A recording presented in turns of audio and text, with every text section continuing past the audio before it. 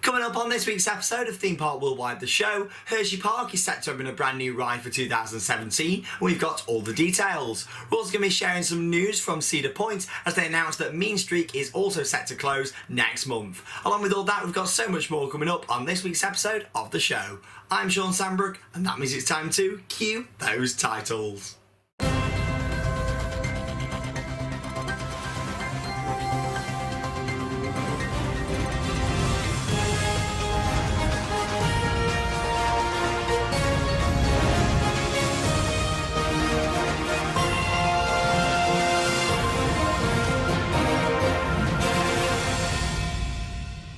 As always, I hope you've had a fantastic week and welcome to the show. Over the weekend then we was down in Wales at the Oakwood theme park, had a fantastic time. We did rides such as Speed, Drenched and of course Megaphobia, which was absolutely awesome. 20 years old this year, opened back in 1996, and it was great to celebrate that by having 16 rides in the dark on that classic coaster. We had an extra ride session, it was brilliant. There was fireworks at the park, there was a UV paint party, it was amazing, and our vlog will be online later this week here on the channel, so make sure you check that out. If you want to win some tickets to go to Oakwood, we're actually giving away a family pass which gets 2 adults and 2 children entrance to the park, unlimited fast track, and of course 2 people to experience Vertigo, the sky coaster. Head over to our Facebook page for all the details on that. All you need to do is search Theme Park Worldwide on Facebook and you can check it all out from there. In terms of other videos then, of course, we had our Europa Park vlogs, part 1 and 2 went online last week. Hope you've checked them out and enjoyed them. We had a fantastic time, me and Charlotte, so if you've not seen it, have a look, and I'm sure you'll enjoy them vlogs from Europa Park, where we go and experience some of our favourite rides at the park, along with checking out the brand new island themed area.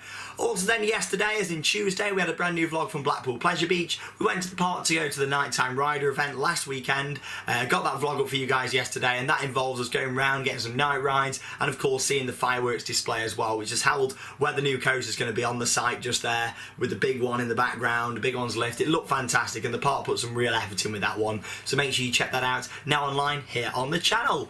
Plenty to get through then this week, so let's kick straight in with a little bit of news off the rails.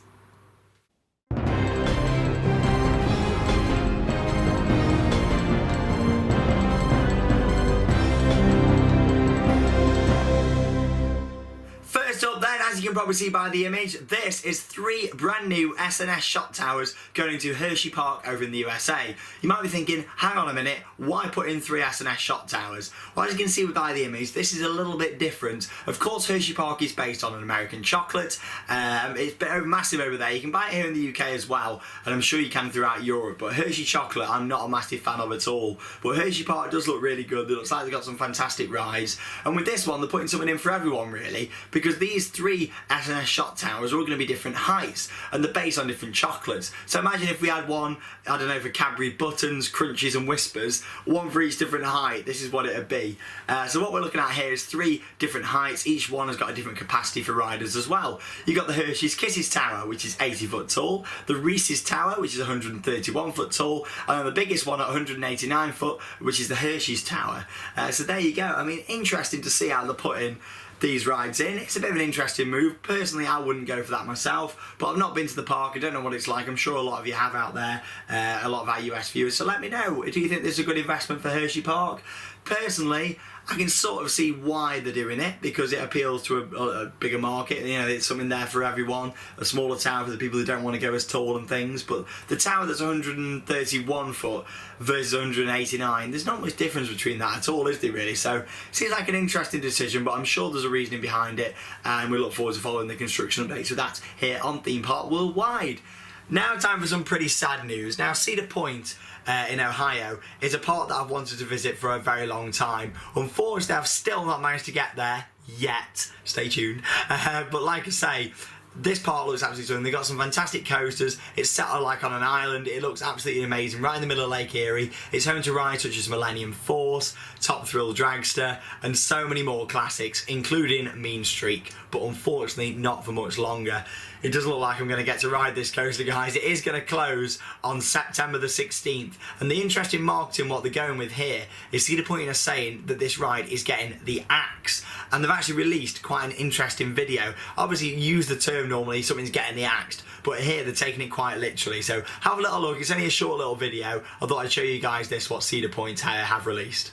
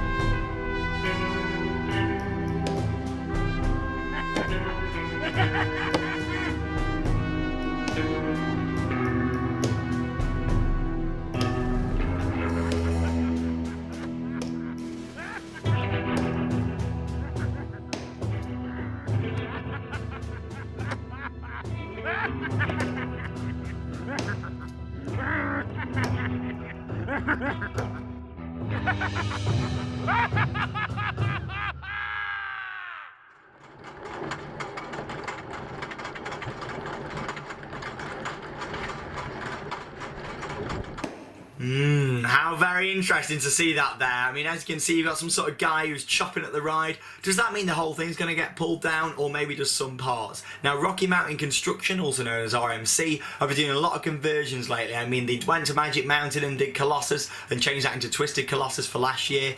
Could we be seeing something like this with Mean Streak at Cedar Point? I mean, personally, I'd like to see something like that happen. I don't want to see this ride completely demolished.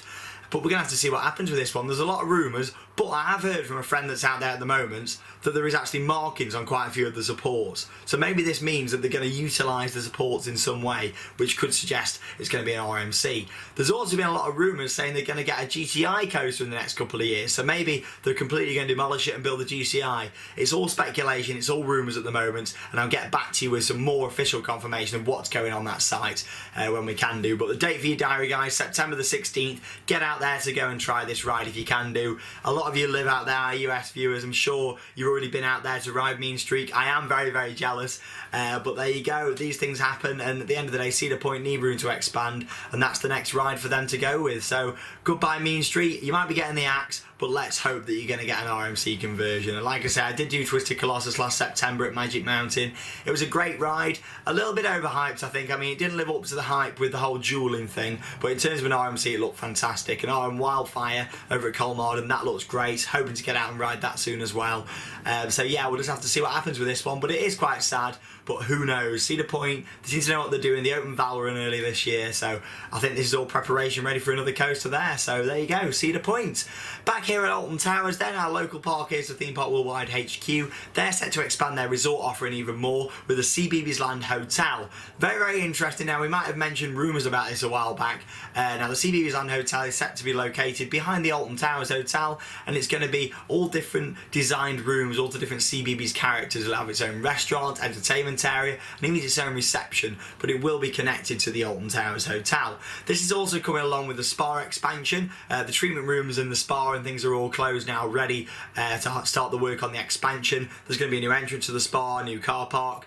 Alton Towers are really expanding their resort side of the operation. They might not be putting in a lot in terms of new rides at the moment, well, not just yet anyway, but it's good to see they're expanding the resort, so hopefully they've got some sort of long-term plan about what's going to be happening there. But like I say, 4 floors, 76 rooms in the CBeebies Hotel, so it's not huge, but it's not tiny either. It's a good size, and it's going to be the architecture, it's going to look like Alton Towers Hotel from the outside, so don't think, oh god, you know, I used to love sitting out the back of Alton Towers Hotel looking out, you know, and seeing all the landscaping. You know, it's not going to be bright, it's not going to be purple and yellow, you know, it's going to look really nice and fit in with the rest of the hotels there, which is really nice to see over at Alton Towers.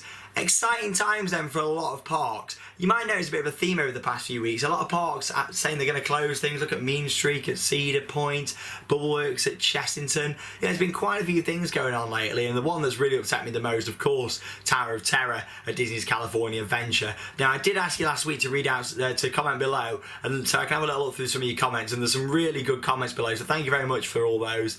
A lot of people are genuinely really sad at this decision and think, what is Disney messing about at? But Disney have also said this week that their gate figures have actually been lower this summer than they have been for a number of years. So could this be a sign of something big's going to be done at the parks? Who knows? They really need to push something to get people coming back in. At the end of the day, the 60th anniversary in Disney California is going to be ending next month in September. The Paint the Night Parade's closing, Disneyland Forever is closing, and of course World of Colour Celebrate. That's going back to the original World of Colour. So it's going to be interesting to see what they've got planned there. Is this just more cutbacks cutbacks because of low attendance at Walt Disney World. Who knows what's going to happen? Personally, I'd like to see Paint the Night relocated to the Magic Kingdom at Walt Disney World and replace, the parade there. But it'd be good to see. Is it going to happen? I mean, as much as I do love the Main Street Electrical Parade, Paint the Night is a lot better, it's a lot higher quality. But you know, they might swap them over again. Who knows what's going to happen? I love Disney, and I'll be talking more about that in the next few weeks as we do find out from Disney what is going to replace these Disney classic spectaculars. So there we go, we'll keep you up to date here on Theme Park Worldwide with all the latest news as always. It's now time for a very special Merch Paradise.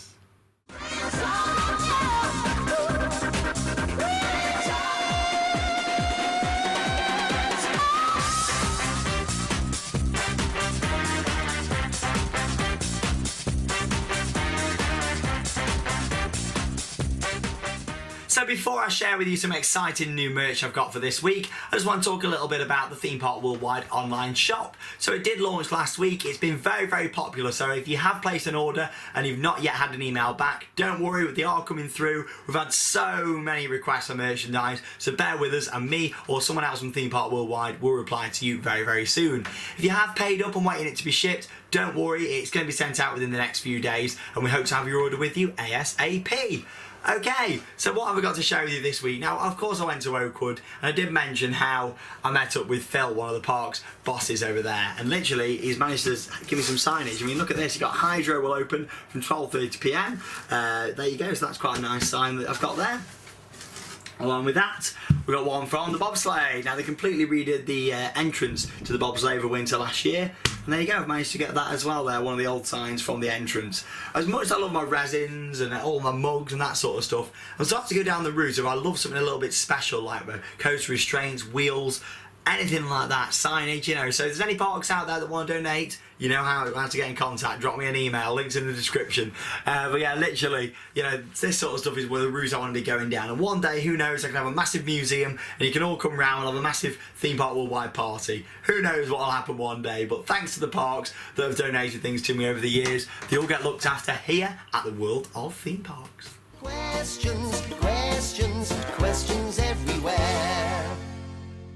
So it's time for question number one in Ask Me Anything, and it's come from Mike, who has asked what, in my opinion, is the most haunted, scary ride there is out there. For me, it's going to be the Blackpool Pleasure Beach Ghost Train. Some of you might laugh at that and think, what the hell's Shawn going on about? Have you ever been there in September, rode that on a really quiet day, on your own, going around that bottom section where the head turns round on the little girl, they're going around on the bikes? It is absolutely, it's so creepy. I love it, but it is genuinely scary. So there you go. That's my opinion on that one. Thanks for your question. Lemon Fusion has asked, would I have put Dan Brown's Ghost Train in Thorpe Park or something else? The answer is, I love dark rides to bits, but I'm not a huge fan of VR. I think Dan Brown's Ghost Train is brilliant and it combines VR in with the ride experience really well. But I think a nice GCI wooden roller coaster would have gone down really well at the park around Canada Creek. Ripped out Loggers Leap and put it all around there. But there you go. I'm a big fan of Ghost Train, but I'd still think a wooden coaster would have been quite nice for the park. So there you go. Thanks for your question. At the end of the day, it is nice to see a dark ride in there. There is enough coasters at Thorpe Park. But would I have done Dan Brown a little bit different? Of course I would. Wouldn't anyone. But at the end of the day, it's nice to see that we've got something different when it rains at Thorpe Park especially. So there you go, thanks for your question. Chris Stewart has asked, what are my top 3 Vekoma steel coasters? That is a really, really hard question and something that I really don't know the answer to. But I can tell you my top Vekoma coaster, and that is Expedition Everest. I absolutely love it. It's at Disney's Animal Kingdom, and I can't wait to be back there next month with Chris. It's his first time, Chris Vlogstar, and it's going to be great. We're going to have a brilliant trip, and we'll have vlogs from all the different parks here on the channel. So thank you for your question. Sorry I couldn't really go into much detail on that one. Literally, Vekoma have got some great rides, but Expedition Everest is what sort of shines out for me from them. So thanks for your question. Jake has asked in the final question, what do you think is the best element on Nemesis at Alton Towers, on why?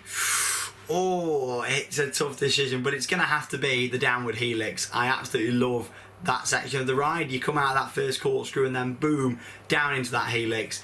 it is absolutely stunning. It's a really intense part of the ride, and you just think, wow, you know, and then you go up into that 0G roll, it's brilliant, you know, and that's what still shocks me on Nemesis today. I've been on that thing thousands of times, and that is the point where I still think, whoa, Nemesis is a brilliant coaster. So there you go, thanks for your questions. If you've got any questions for next week, you can send them in. It's ask@themeparkworldwide.co.uk, or you can send them as a private message on our Facebook page.